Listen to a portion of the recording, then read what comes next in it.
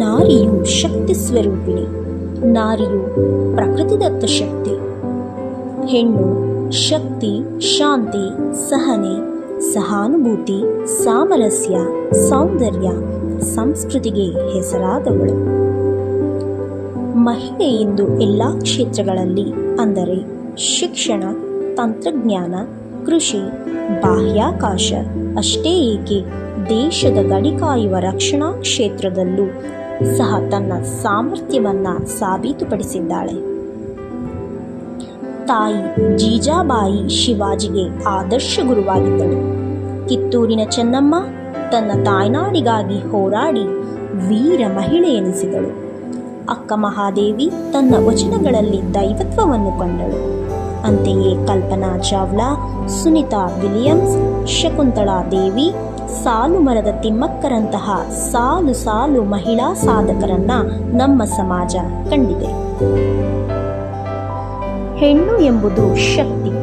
ಹೆಣ್ಣು ಇಲ್ಲದೆ ಈ ಜಗವೇ ಇಲ್ಲ.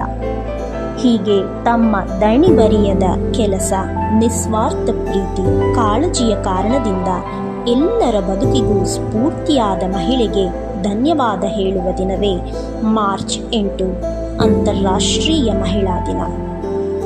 ಹಾಗೆ ನೋಡಿದರೆ ಮಹಿಳಾ ದಿನವನ್ನ ಬರೀ ಒಂದು ದಿನಕ್ಕೆ ಸೀಮಿತಗೊಳಿಸಲು ಸಾಧ್ಯವಿಲ್ಲ. ಪ್ರತಿದಿನವೂ ಮಹಿಳಾ ದಿನವೇ. ಎಲ್ಲರ ಬದುಕಿನಲ್ಲೂ ಪ್ರತಿದಿನ ಮಹಿಳೆ ತೋರುವ ಅಕ್ಕರೆ, ನಿಭಾಯಿಸುವ ಜವಾಬ್ದಾರಿ, ಕುಟುಂಬಕ್ಕಾಗಿ ವಹಿಸುವ ಶ್ರಮ ಅಗಾಧವಾದದ್ದು. ಹೆಣ್ಣು ಸಮಾಜದ ಕಣ್ಣು. ಹೆಣ್ಣಿನಿಂದ ಮಾತ್ರ ಒಂದು ಕುಟುಂಬ ಹಾಗೂ ಸಮಾಜದ ಏಳ್ಗೆ ಸಾಧ್ಯ ಎಂಬೆಲ್ಲ ಮಾತುಗಳನ್ನು ಕೇವಲ ಹೇಳಿಕೆಗಾಗಿ ಮಾತ್ರ ಕೇಳುತ್ತೇವೆ. ಆದರೆ ಇಂದಿಗೂ ಒಂದಿಲ್ಲೊಂದು ಕಾರಣದಿಂದ ಮಹಿಳೆಯ ತುಳಿತ, ಅವಮಾನ ಸಾಗುತ್ತಲೇ ಇದೆ. ಹಲವು ಸಾಧನೆಗಳ ನಡುವೆಯೂ ಮಹಿಳೆಯರು ಇಂದಿಗೂ ಲಿಂಗ ಆಧಾರಿತ ತಾರತಮ್ಯ, ಹಿಂಸೆ ಮತ್ತು ಅಸಮಾನ ಅವಕಾಶಗಳ ಸವಾಲನ್ನ ಎದುರಿಸುತ್ತಿದ್ದಾರೆ. ಪೆಣ್ಣೆಲ್ಲವೇ ನಮ್ಮನ್ನೆಲ್ಲ ಪಡೆದ ತಾಯಿ, ಪೆಣ್ಣೆಲ್ಲವೇ ಪೊರೆದವಳು, ಪೆಣ್ಣು ಪೆಣ್ಣೆಂದೇಕೆ ಬೀಳುಗಳೆವರು, ಕಣ್ಣು ಕಾಣದ ಗಾವಿಲರು. ಸಂಜಿಯ ಹೊನ್ನಮ್ಮನ ಹದಿಬದೆಯ ಧರ್ಮದ ಈ ಪದ್ಯದಲ್ಲಿ ಹೆಣ್ಣಿನ ಅವಶ್ಯಕತೆಯನ್ನು ವಿವರಿಸಿ, ಜೊತೆಗೆ ಹೆಣ್ಣನ್ನ ಅವಹೇಳನ ಮಾಡುವುದನ್ನ, ಆಕೆಯನ್ನ ನಿಂದಿಸುವವರನ್ನ ಖಂಡಿಸಿದ್ದಾಳೆ.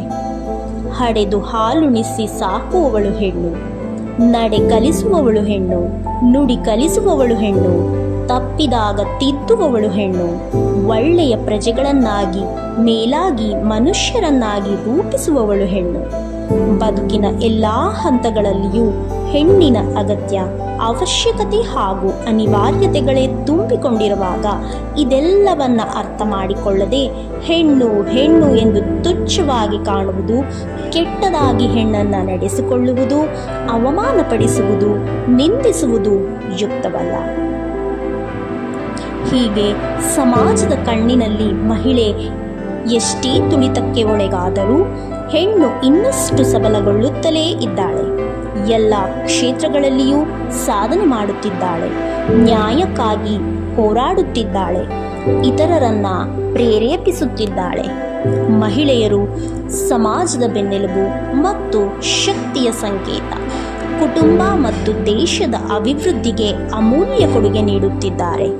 ಸಾಧನೆಗೆ ಸ್ಫೂರ್ತಿ, ಬದುಕಿಗೆ ದಾರಿದೀಪ, ಕುಟುಂಬದ ಶಕ್ತಿ, ಎಲ್ಲರ ಬದುಕಿನಲ್ಲೂ ಪ್ರಮುಖ ಸ್ಥಾನ ಪಡೆದವಳು ಸ್ತ್ರೀ. ಈಕೆ ಇಲ್ಲದೆ ಬದುಕೇ ಇಲ್ಲ.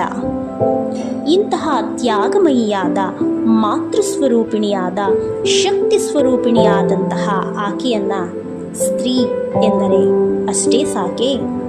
ಯೋಚಿಸಿ.